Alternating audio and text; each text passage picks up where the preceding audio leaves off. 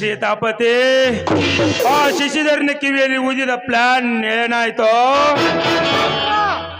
Full success ಆತ್ರಿ.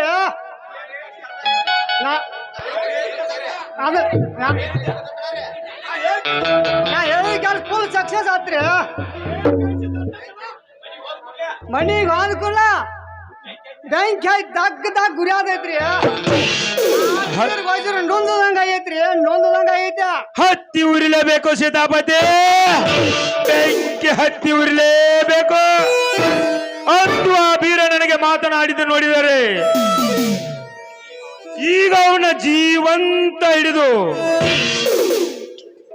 ಜೀವಂತ ಸುಡಬೇಕೆಂದು ನನ್ನ ಅಂದಾಗ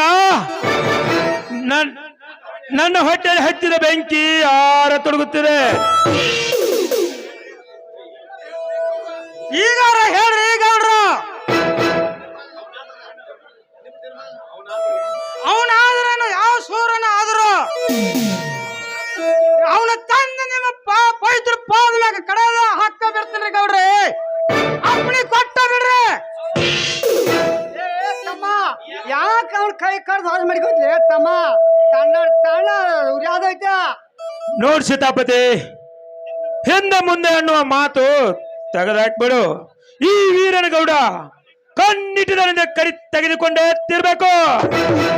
ಒಬ್ಬ ಅನಾಥ ನನ್ನ ಮಗ ನನಗೆ ಎದುರಾಗಿ ನಿಂತಿದ್ದಾನಂದ್ರೆ ಅವನು ಎತ್ತನದ ಮಾಮರ, ಎತ್ತನದ ಕೋಗಿಲೆ. ಆ ಹಾಡುವ ಕೋಗಿಲೆ ಕಂಠವನ್ನು ಕತ್ತರಿಸಿದಾಗಲೇ ನನ್ನ ಆತ್ಮಕ್ಕೆ ಶಾಂತಿ. ನಾನೊಂದು ಸಲ ವಿಧಾನಸೌಧದಲ್ಲಿ ಗುಡುಗಿದರೆ ಇಡೀ ಸದನವೇ ನಡುಗುತ್ತದೆ.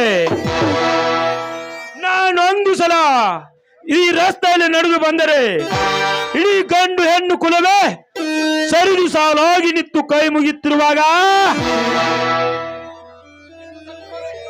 ಎಂದು ಸರಿಯುತ್ತಾರೆ.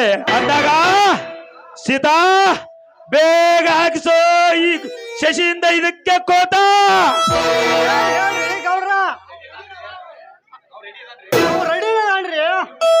ನೀವು ನಿಮ್ಮ ತಂಗಿಗೆ ಹೇಳಕ್ ತಯಾರಿಲ್ರಿ ಅಪ್ಪ. ಲಗ್ನ ಆಗಿ ಯಜ್ಞ ಹತ್ತೈತ್ರಿ, ಯಜ್ಞ ಹತ್ತತ್ತ. ಆ ಕೆಲಸ ಇವತ್ತಾದ್ರೂ ಮಾಡ್ತೀನಿ. ಹೌದು, ಆ ಕೆಲಸ ಇವತ್ತಾದ್ರೂ ಮಾಡ್ತೀನಿ. ಹೌದು, ಅದನ್ನ ಇನ್ನು ತಡ ಮಾಡಬಾರ್ದು. ನೀವು ಅದನ್ನ ಮಾಡಿದ್ರೆ ಆ ಶಿಷ್ಯನ ಈಗಲೇ ಕರೆತರ್ತೇನೆ.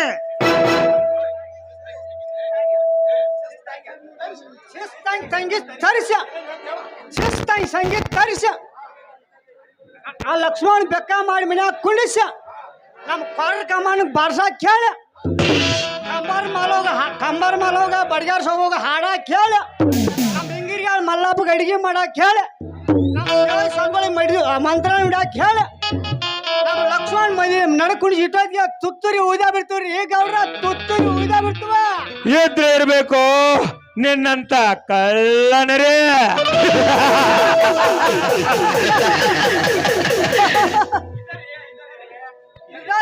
ಸೀತಾಪತಿ ಪ್ಲಾನ್ ಅಂದ್ರ